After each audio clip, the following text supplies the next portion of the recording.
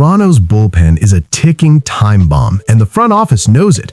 We look at the paper, see the names, see the contracts, but anyone who watched the games last season feels that chill down their spine when the game hits the 7th inning and the opposing lineup turns over to face a string of dangerous left-handed hitters.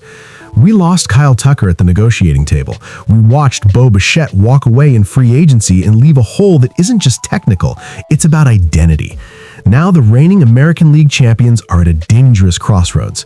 Either we double down on this roster's depth, or we're going to watch that division title and World Series ambitions slip through our fingers because we don't have someone who can neutralize an elite left-handed bat in October. The proposal Tim Kelly put on the table makes an absurd amount of sense, and honestly, it hurts to think it hasn't happened yet. Jojo Romero. He's exactly what Ross Atkins needs to target right now if he wants the fan base to stop looking at Bichette's departure with resentment. We're talking about a guy with a 2.07 ERA last season. That's not luck. That's not a 2-week hot streak. That's consistency across 65 games.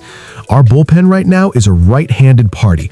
Jeff Hoffman, Tyler Rogers, Louis Varland, Yimi Garcia, all excellent, all elite arms, but all offering the same angle to hitters. When you get into a series against the Yankees or the Astros, you can't survive with only right-handed weapons. It's basic baseball. You need venom coming from the other side. Romero is 29. He's in the physical and mental prime of his position. And the detail that really shakes up the team's financial structure, $4.26 million. In today's market, where even an average reliever is asking for $10 to $12 million a year, getting a 2.07 ERA arm under $5 million in the final year of his contract is almost a steal. The risk isn't the talent, it's the passivity of our front office.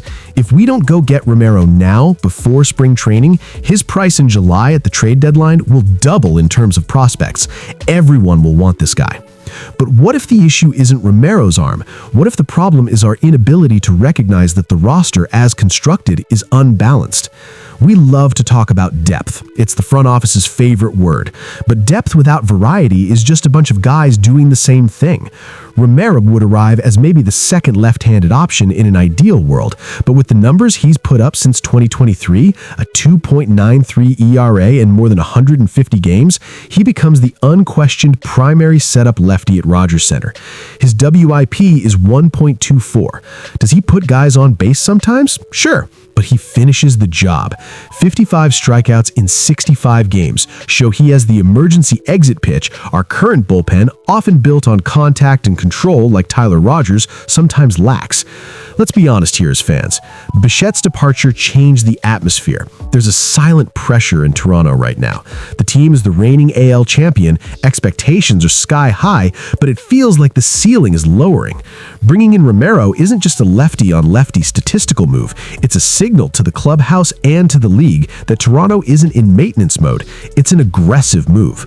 You take one of the best assets from a St. Louis Cardinals team still figuring out its direction, and you fortify your biggest weakness. Now pause, because there's a detail here that changes everything, and almost no one is focusing on it. The contract.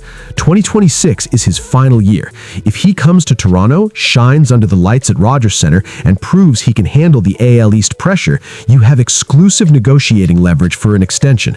You lock in an elite arm for 3 or 4 more years before he even tests the open market.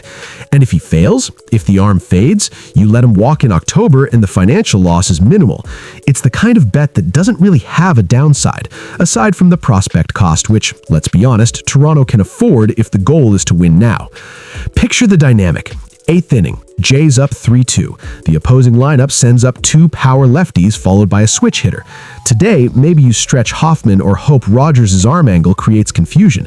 With Romero, you have the perfect counterpunch. It's chess, and John Snyder needs those pieces if he doesn't want to get tactically swallowed in October. We've seen this before. One-dimensional bullpens die early in the playoffs. Modern baseball is about matchups. It's about creating discomfort. Jojo Romero is pure discomfort for any left-handed hitter in the league. But here's what bothers me about the let's wait and see narrative. The Cardinals aren't naive. Tim Kelly mentioned he'll be a coveted piece in August. If the Jays wait until then, they enter a bidding war with the Dodgers, the Braves, teams unafraid to empty the farm for a 3-month rental. Making the move now, before spring training, ensures he adapts to the catcher, to Toronto's scouting system, and enters April already understanding his role. The hesitation to replace Bichette and the failure to land Tucker created a confidence vacuum. Toronto fans are demanding, but they understand the game. Nobody wants to hear that the team tried. We want to see the move that changes the scoreboard in the 9th inning. Romero recorded 8 saves last season. He has the closer gene if Yimi Garcia needs rest or if the situation calls for a lefty in clutch time. He's versatile, he's affordable, he's necessary. In the end, the question for Atkins is simple. What's the cost of not acting? If we enter 2026 with the shaky left-handed bullpen and lose 5 or 6 crucial divisional games because of it, Romero's $4 million will look like the biggest missed bargain in recent team history. We can't afford to be conservative now. The American League title is a target on our backs. Everyone's coming for us, and we're going to defend ourselves with only our right hand? It's time for Jay's Fan Report to demand that posture. If we're going to be title contenders, we have to act like it. Jojo Romero is the missing piece that turns this pitching staff from good to intimidating. It's the kind of trade that defines a season before it even begins. We'll be watching closely to see whether talks with the Cardinals progress or if this becomes another "we almost signed him" story. But tell me in the comments, would you sacrifice a mid-level prospect to secure Romero now, or roll the dice with what we already have in Dunedin? I know what I'd do. The market is moving, and Toronto needs to decide whether it's going to be the protagonist or the spectator in this window. If you agree the bullpen needs this urgent left-handed adjustment, drop your take on who you'd send to St. Louis to close the deal tomorrow. We'll talk in the next report.